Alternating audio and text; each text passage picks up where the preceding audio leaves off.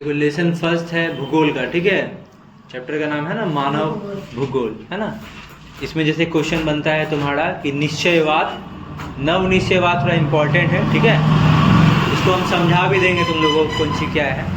एक है तुम्हारा नव निश्चयवाद, एक है निश्चयवाद, एक है संभववाद, ठीक। इसको समझ लो, ये क्वेश्चन जो है एग्जाम में इंपॉर्टेंट है। इसके अलावा एक और है, जैसे कि तुमको पूछ लेगा कि मानव भूगोल के उप क्षेत्र के नाम बताइए। तो मानव भूगोल का उप क्षेत्र का नाम बड़ा सिंपल है, जैसे कि बोलो क्या क्या हो जाएगा। ऐतिहासिक भूगोल, है ना, कृषि भूगोल, हाँ ना, और क्या क्या, उद्योग भूगोल है, पर्यटन भूगोल है, ठीक ना, व्यवहारवादी भूगोल है। ये सब क्या है, उप क्षेत्र। 4 गो उप क्षेत्र पूछ सकता है या 5 को पूछ सकता है, अपना ध्यान रखना, ठीक है। और सबका डेफिनेशन थोड़ा थोड़ा ध्यान रखना, ठीक है। लेसन 1 बढ़िया से करो, उसमें से तुम निराश नहीं होगा, उसमें तुमको क्वेश्चन जरूर आएगा, याद रख लेना। जैसे एक बोले मानव भूगोल के उप क्षेत्र, बता सकते हो, बताओ आंसर। पहला हो जाएगा कृषि, मानव भूगोल के उप क्षेत्र निम्नलिखित है। पहला नंबर कृषि भूगोल, दूसरा नंबर सांस्कृतिक भूगोल, उद्योग भूगोल, हाँ, पर्यटन भूगोल, उद्योग भूगोल।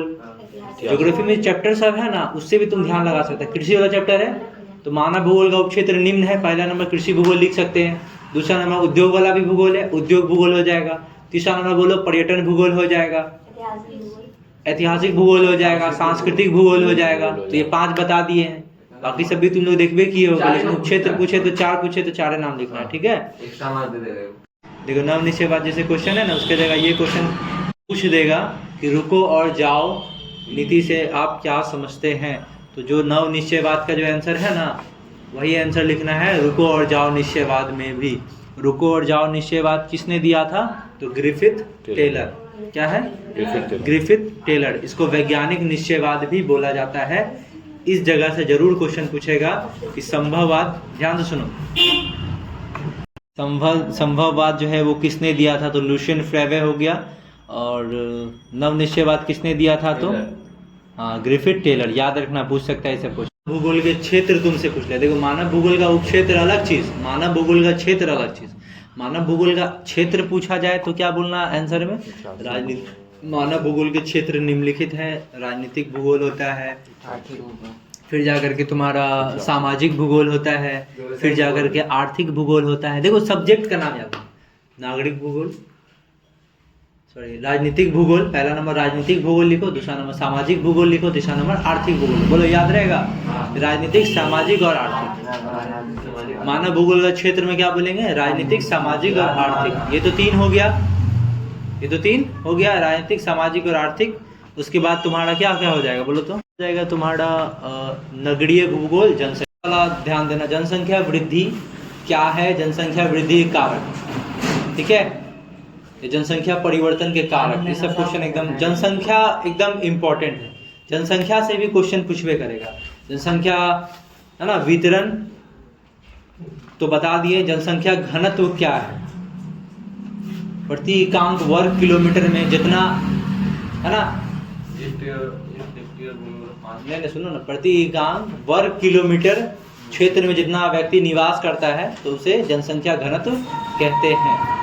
लिंगानुपात ध्यान रखना, लिंगानुपात पे भी क्वेश्चन पूछेगा, ठीक है। लिंगानुपात क्या है, सबसे ज़्यादा भारत का कितना नंबर पे लिंगानुपात आता है वो लिख लेना, या भारत में लिंगानुपात क्या मतलब कितना है वो ध्यान में रख लेना, क्वेश्चन है ना। जन्म दर क्या है, मृत्यु दर क्या है, ये सब देख लेना, ठीक है।